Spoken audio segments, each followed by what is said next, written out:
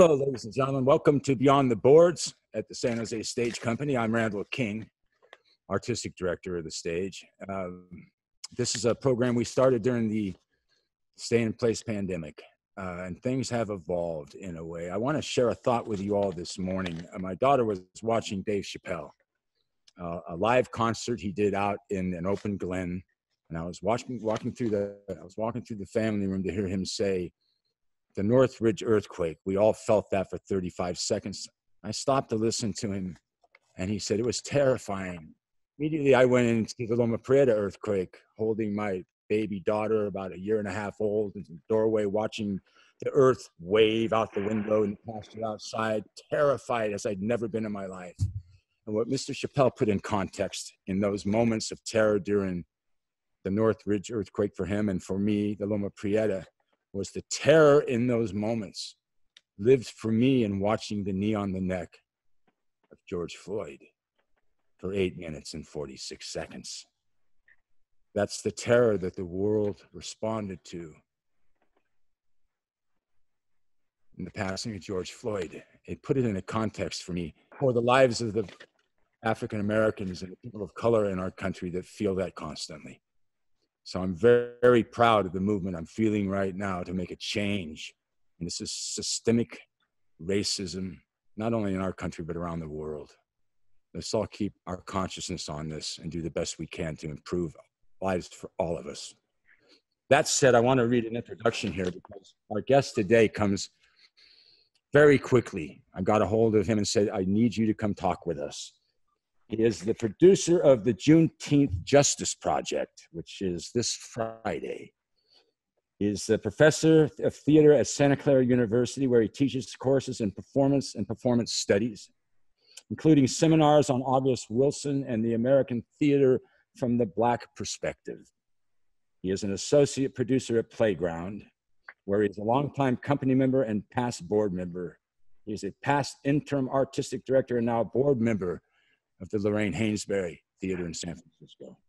You know, I was thinking of what to say about him in my own regard. I've known him for so long. I don't want to tip the hand, but I have to read this because I think Robert Kelly said it the best. He is an asset to the Bay Area theater scene. He is a leader. He is a great actor and a force in our scene. And he closed it with, "And he's a great guy." I speak, of course, of our friend Aldo Billingslea. Aldo, thanks for being here today. We want to talk about your project that you got cooking. Tell us about Juneteenth Justice Project. So the Juneteenth Project, long story, and try to make it as short as possible. Jim Kleinman called me to talk about the statement that he'd written on Black Lives Matter for Playground. And because I'm an associate producer, he wanted to run it by me. But I was convinced he was calling to talk to me about the play, Polar Bears, Black Boys, and Prairie Fringed Orchids. And he said, "Really?" And I said, "Absolutely." When I saw that your name was on my phone, I thought, he's calling to talk about that play because that play is so topical right now, though it was written a year and a half before. It was commissioned by Playground. Playground has a Monday night series where their pool of 30, 40 playwrights gets a topic, and then they write about that topic, and they choose the best 6. And they've only written a 10-page script, and it's in hand, and actors act it out. Well, one of the pieces that came out of that started to come out of that was this play by Vincent Terrell Durham. Vincent takes that play, he gets a commission, and he writes a full length. And it is this play which deals with everything. It deals with police violence against Black bodies. It deals with gun laws. It deals with same-sex relationships. It deals with liberal whites and Blacks in the relationship therein. It deals with a white couple that adopts a Black baby. There's so many issues being dealt with in this play. It asks all the questions. It gives none of the answers, and it is really funny as well. great, great, great comedy that packs a great, great, great punch. And so I thought this play is, you know, it involves the Black Lives Matter movement and a white woman who joined the Black Lives Matter movement. And I thought, that's what you're calling it. And he said, no, but unfortunately, because of the police violence against Black bodies, again, it's so topical that we really should think about it. And I said, well, you know, we should do it in collaboration, because I'm an associate producer at Playground and on the board at Lorraine Hansberry. You know, definitely those two, but we could bring more theaters together. And then he said, yeah, well, we could bring this, we could bring that. And we started snowballing and thinking, okay, well, why don't we open it up and collaborate with as many Bay Area theaters as we possibly can. And then started thinking, well, you know, we have a little time. This is 2 weeks ago. We said, we have a little time. Let's see if we can't make this go nationwide. And lo and behold, somebody in Tampa, and then somebody in Chicago, and then somebody in Albany, New York, and then another theater company in DC, and then some students at the University of Minnesota that are in work with the Guthrie in Minneapolis, where George Floyd was killed. All of it. So it's, and Houston. June is busting out all over. So there are over 50, on our way to 60 different theaters around the country that are going to be doing a reading of this play on Juneteenth. And Juneteenth is significant, June 19th. The 19th of June in 1865, General Granger of the United States Army pulls up into Galveston and realizes that African Americans are still being kept in slavery, and he announces to them, because it's news to them, that they're free. And the Emancipation Proclamation is signed in 1863, and is supposed to go into effect in 1864. And so a year and a half after, almost 2 years after it was written, African Americans are still being held slavery in Texas. The Emancipation Proclamation does not free slaves in northern states, only slaves that were held in the Confederacy.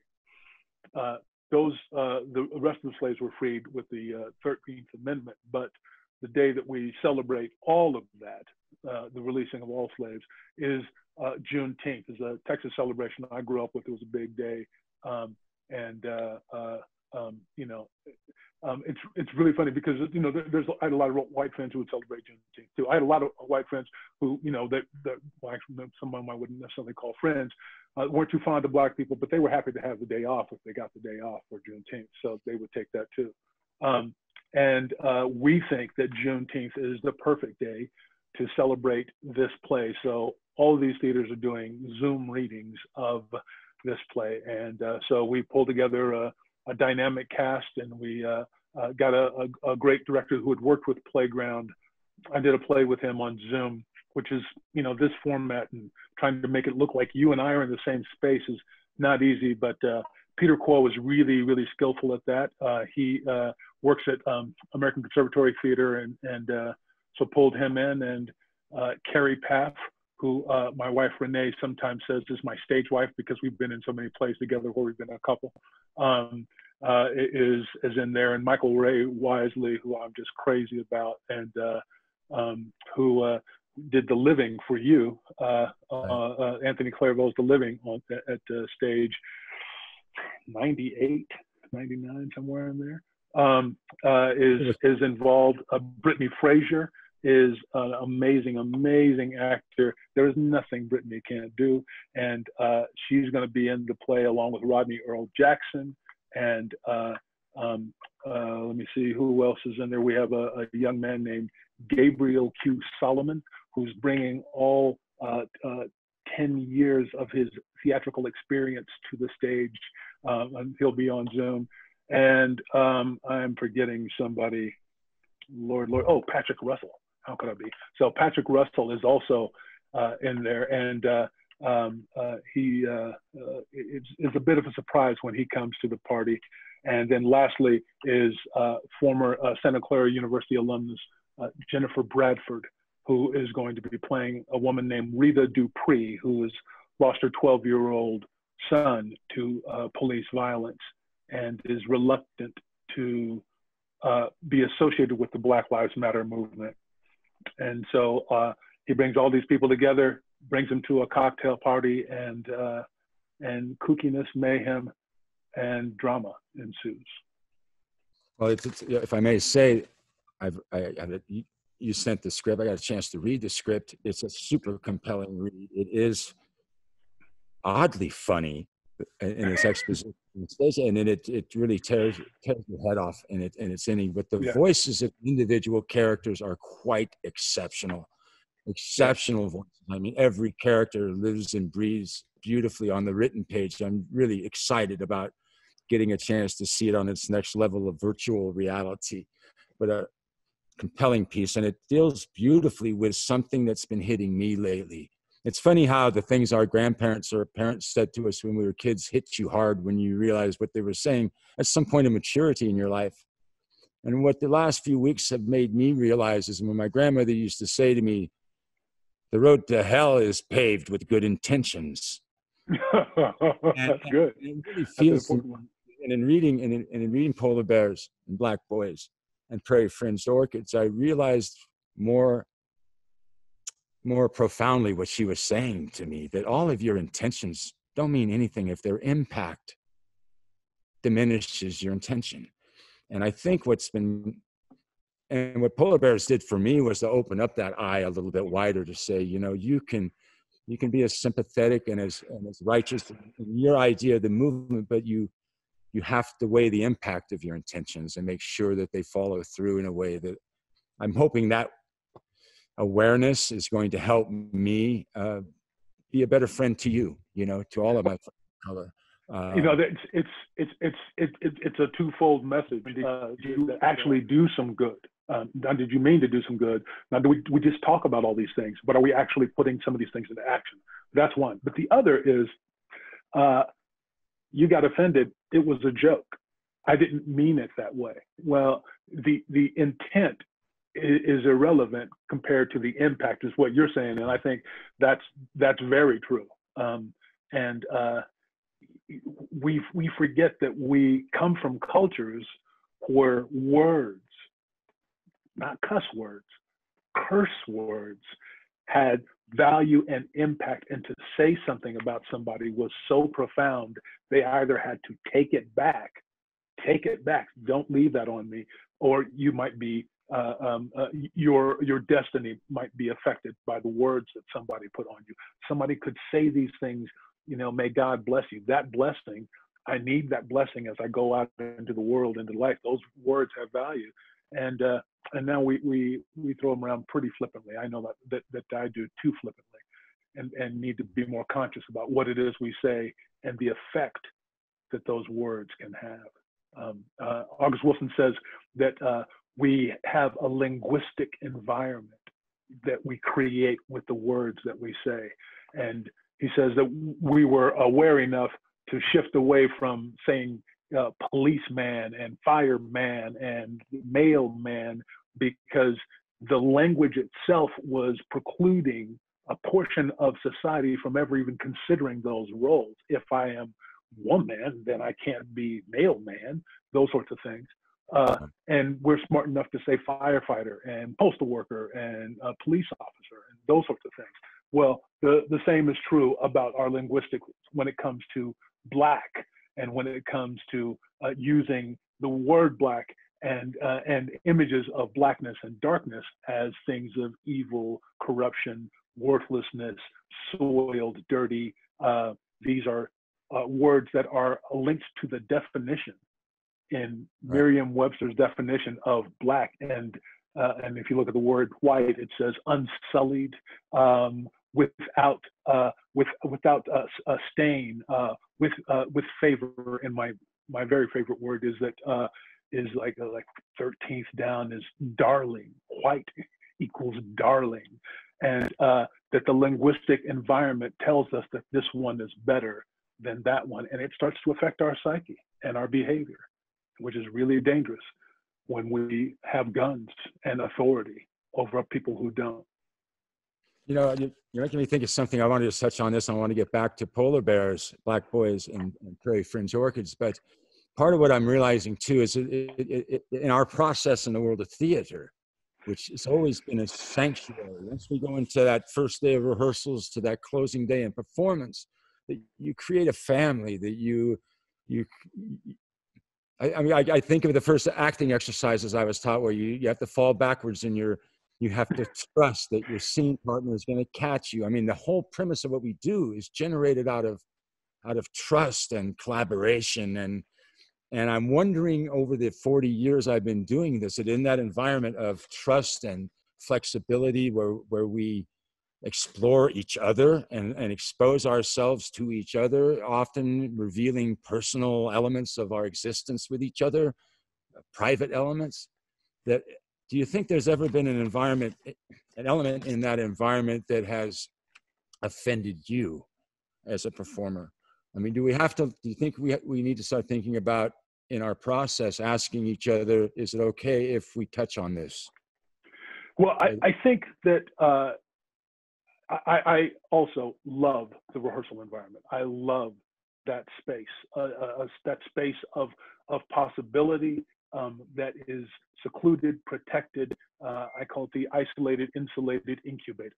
And right. That you can make some stuff happen in there when you can trust each other. So, you know, starting with those trust exercises or whatever it is, that when you can really trust each other. And the ability to go into that space and say that it is a safe space so we can open up and discuss those things is crucial for some of the work that we do. You know, I was thinking about seeing God's Country at stage, and you know, where you know, some of you all, you know, the late great Kevin was you know, saying, so, you know, we're standing there in the green room in these Ku Klux Klan uniforms, and realizing what that means, so that anytime anybody wanted to say something that was like a joke, you'd feel like I'm laughing and I'm standing in this costume that is intended to terrorize. It's a terroristic organization, and it's meant to bring terror just by wearing the thing. And he said it just had a chilling effect. And so if you're going to do that kind of work, you have to dig in deep, and you have to say, look, I'm coming to this. I'm playing this role. I personally, Aldo, arrived on my college campus as a bigot to homosexuals and threatened, you know, gay bashing and all this other stuff. And it was another football player who turned to me and said, you know, you'll get kicked out of the campus, and some of my friends are that way, so I wouldn't appreciate it either. And just because they're gay doesn't mean that they want you. And, you know, that kind of hurt my ego. But all those, that growth that you come through, and the ability to disclose that information, so that you can go to those deep, deep spaces where we can take on these bodies and hopefully have an audience feel with us and sense those things with us and take the deep journey with us. We have to do it ourselves. So that's a big part of it. And it's also one of the reasons why, and I know you're about to get to this, I'm just going to throw it out there already, why we're trying to raise money for Black theaters. And so we've started a GoFundMe for Black theater, because all theaters right now are really, really just trying to hang in there. It's a very, very, very, very bleak time for everybody. And you're trying to raise $1 million. Is that correct? We're trying to raise $1 million just for Black theater. And we're also trying to, so I leave this meeting and I'm going to go to another meeting where I've assembled some artists and some board members, a board president from the Lorraine Hansberry Theater, Robert Schaffner, fabulous, consummate actor, Margot Hall, Lamont Thompson from Los Angeles, who was in Black Odyssey and played Deus, and does a series down there. Patrick E. Stewart, who is an arts consultant, Sherry Young, the executive director of the African American Shakespeare Company, where Peter Callender is the artistic director who you had on earlier for one of these sessions. They're going to come together and help us create a method for distribution of funds, whatever we get. We're hoping we can get $1 million. So if you don't have it, reach out onto Twitter or Insta or wherever you have contacts who do have money and say, this is the worthwhile cause. And try to find ways to help us distribute that money that doesn't replicate the system that we have right now, which is often biased against a small theater that speaks to a specific audience. What's the percentage of African Americans in the Bay Area? Okay, well then you can only get this much money. Or one that might say, well, what percentage of this project is this to your overall budget? Well, your overall budget's only that much, so you only get this small amount, even if the project is gangbusters and could do tremendous things and have all sorts of impact. You're a small theater and you only get, so they're going to be trying to come up with ways to offset that a little bit and help people who need money get some of that money, if we can raise some of that money. Good cause. That's a good. So if I don't have the money, I should get a hold of some friends that I think do have some money and believe in the cause. So who are your favorite Golden State Warriors? Who are your favorite San Francisco 49ers, Oakland Raiders, San Francisco Giants, Oakland A's, San Jose Sharks, people who are blessed to be able to make more than 6 to 7 times what the average working person makes in their annual salary. Then there's that. There's also the fact that we live in one of the wealthiest points on the globe. The highest concentration of millionaires on the globe is in Silicon Valley. Unfortunately, it is not the greatest, most philanthropic group. We get beat out on by cities like Pittsburgh, where the donated dollar per capita is greater. So if we start thinking about those people who have it to give, rather than those who are, because sometimes we get the widow's mite. We get the person who's been shut in with COVID and needed the government assistance that came through, and then they're going to be the ones who are so generous, so kind to give us a little money. Thank you, but we don't want to prey on you like a bad televangelist.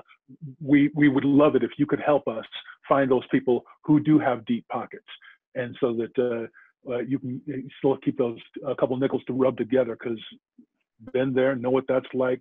Had the lights turned off, and so don't want to affect somebody in those situations. Well, one thing I think that's going to change the climate and the Bay Area theater scene in the 40 years I've been involved in it, you've been there all that time as well, it's grown incredibly. And we've always collaborated, we've always helped each other. But I'm getting a sense and the feeling right now that we're pulling the seams together in a way to let less socio-political elements fall through the cracks. Really,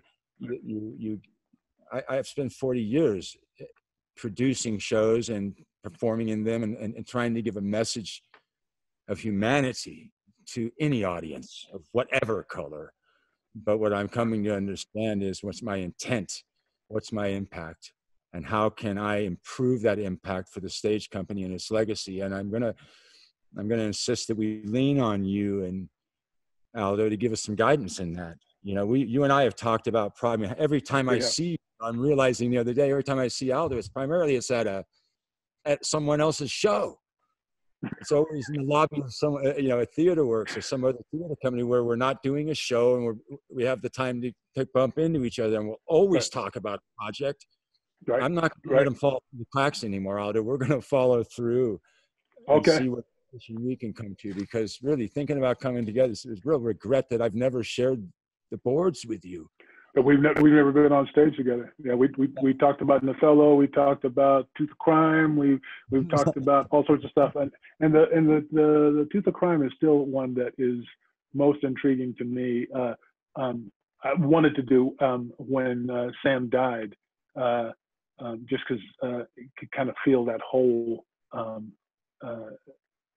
still remember him trying when we thought we were going to lose the Magic Theater, and they were right on the brink, and then they did Sam Shepard's play. I can't even remember the title of it, but he brought in, Cheech Marin and it was Henry Moss. Woody. The late Henry Moss, yeah. Yeah, the late Henry Moss. Thank you.